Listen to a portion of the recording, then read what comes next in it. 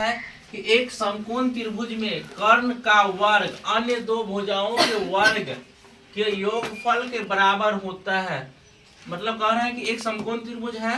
कैसा त्रिभुज है? तो समकोण त्रिभुज है। उस त्रिभुज में वर्ग अन्य दो भुजाओं के बराबर होता है। उसके अन्य वर्ग जो होता है अन्य दो भुजा के बराबर हो, चाहे इसका वर्ग या हो या इसका भी भुजा हो, किसी दो भुजा के क्या होता है? अन्य दो भुजाओं के बराबर होता है। जब इसका वर्ग करते हैं तो क्या होता है? दो भुजाओं के बराबर होता है। तो हम इसको निकालने के लिए सबसे पहले क्या लिखेंगे? कुछ क्या करेंगे? अपने तत्व लिखेंगे। जैसे कल्पना, यहाँ पे लिखते हैं माना कि एबीसी एक क्या है? समकोण त्रिभुज। हमको बोल भी क्या रहा था समकोण त्रिभुज में, तो लिखेंगे माना कि एबीसी एक क्या है? समकोण त्रिभुज है जिसका कोण बी बराबर कितना डिग्री होगा? 90 डिग्री। जब समकोण होता है, जब समकोण होगा तो एक कोण कितना होगा? एक कोण 90 डिग्री होना चाहिए, एक कोण 90 डिग्री का होना चाहिए। एक कोण कितना होगा? 90 डिग्री। ये चीज याद रखना, जब समकोण होगा तो एक कोण क्या होगा? 90 डिग्री होता है। तो यानी कि सब क्या होगा? कोण बी बराबर कितना डिग्री?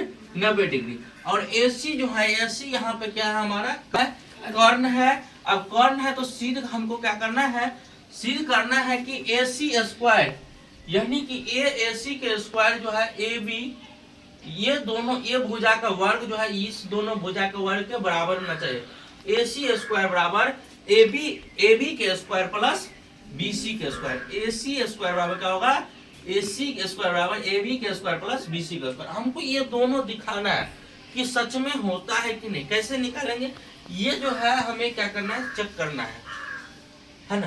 दोस्त त्रिभुज का अब जब मन कर चलो कहीं भी हमें दिया रहता है क्या करें? त्रिभुज में कर्ण निकालना होता है तो हम क्या करते रहते हैं? आधार लंब के स्क्वायर कर देते हैं ना।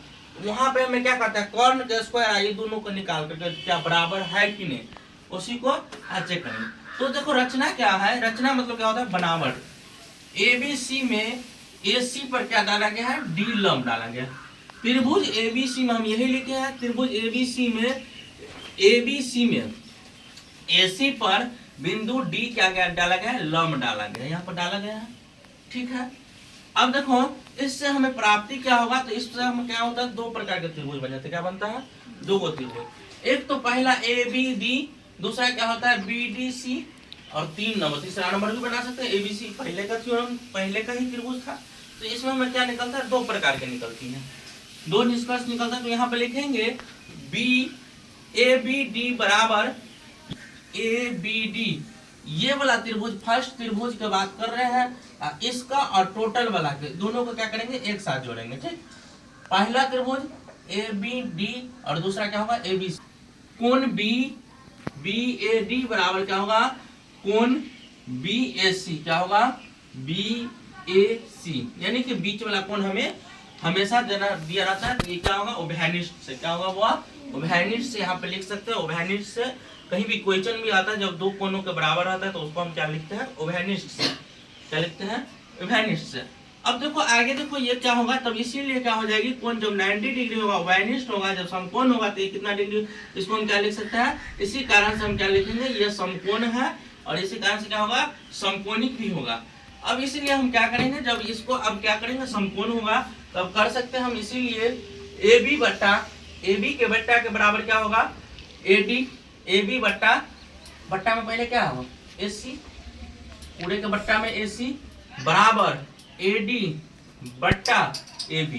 AD का बट्टा कितना होना चाहिए? ये बराबर। पहले तो इसके बराबर बट्टा में हम क्या रखें? पूरे का संपूर्ण को। दूसरा केस में क्या रखेंगे? AD के बट्टे में ये रखना है ना। तो यहां से निकल कर क्या आएगा? हमें क्या? AB स्क्वायर बराबर AC गुने AD। ये क्या होगा? थ्योरम, ये समीकरण नंबर फर्स्ट हो जाएगी। क्या होगा? समीकरण नंबर फर्स्ट। पुनः इस प्रकार से जब ये ऊपर वाला त्रिभुज का क्रियाक्रम कर लिए तो अब दूसरा त्रिभुज का करेंगे। क्या करेंगे? दूसरा त्रिभुज का। फिर इसी प्रकार के क्या? BDC, किस त्रिभुज में? BDC में। और BDC में जैसे ही निकालेंगे तो क्या हो जाएगी? BDC में तो यही BC क्या होगा? BC बट्टा AC। पुनः इस ये भुजा के बराबर में बट्टा में क्या रखना है? ये भुजा को रखना है। ठीक है, बराबर DC, ये भुजा बराबर क्या लिखेंगे? BC। जिस प्रकार से पहला त्रिभुज में पहला सिचुएशन में क्या कहते हैं, इसके बराबर में ये और इसके बट्टे में क्या कहते हैं, इसको रखते थे। दूसरा सिचुएशन वही कर रहा है कि इसके बट्टे में ये रखना है और इसके बराबर फिर ये रखना है। तो यहाँ से हमें क्या होगा, दूसरा समीकरण बनकर के आएगी BC स्क्वायर बराबर AC गुने DC।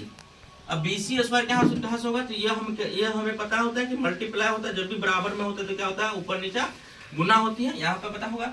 अब हम क्या करेंगे, दोनों समीकरण को फर्स्ट और सेकेंड को क्या करेंगे, जोड़ लेंगे। लिखेंगे समीकरण फर्स्ट और सेकेंड से, तो दोनों को जोड़ेंगे तो क्या होगा, यहाँ पे पहला समीकरण क्या है, AB स्क्वायर और AC स्क्वायर, AB स्क्वायर बराबर AC गुने AD। अब दूसरा समीकरण है BC स्क्वायर बराबर AC गुने DC।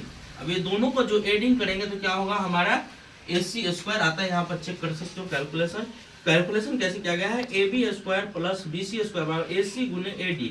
अब AC AD तो इसमें है AC गुने AD यहाँ पे है ना AD, तो ये वाला इसको हम क्या रखेंगे, लिख सकते हैं, पर AC गुने DC बराबर AC क्या है, N2 में ले लेंगे और DC के बराबर कर देंगे, तो यहाँ से क्या होगा AC गुने AC यानी कि AC स्क्वायर। अब यहाँ पर यही होगा AB प्लस BC स्क्वायर बराबर क्या हो गया, AC स्क्वायर।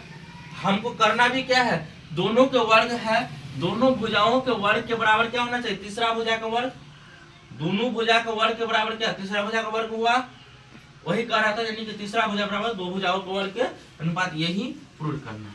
और यही कह रहा है कि एक समकोण त्रिभुज में कर्ण का वर्ग अन्य दो भुजाओं के बराबर होना चाहिए। एक समकोण त्रिभुज में कर्ण कौन सा, AC स्क्वायर, AC कितना होना चाहिए, तीसरा के स्क्वायर के बराबर होना चाहिए, क्या होना चाहिए, तीसरा भुजा, यानी कि AC बराबर हम क्या लिखेंगे, AC बराबर होगा AB के स्क्वायर प्लस BC के स्क्वायर, बस इतना लिखना।